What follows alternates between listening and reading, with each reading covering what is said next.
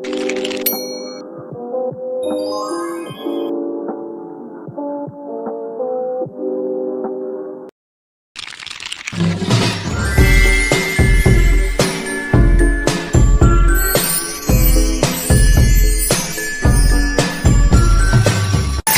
bông hoa kia xinh tươi cũng đâu bằng nụ cười người sinh ra con. Mẹ như cơn gió luôn lo lắng cho con mỗi ngày. Đời bé xíu con mới tập đi, vì giờ con ngã chẳng dám mở ra. Mẹ mình theo con, giờ con lớn lại chẳng thể cạnh mẹ được nhiều hơn. Mẹ cười lên nhé, mẹ đã qua ba rồi cười lên nhé. Người ghé vác suốt cuộc đời, cảm ơn mẹ đã lo lắng cho con suốt chặng đường đời.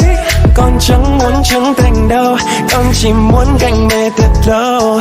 Người phụ nữ đặc biệt nhất cuộc đời con.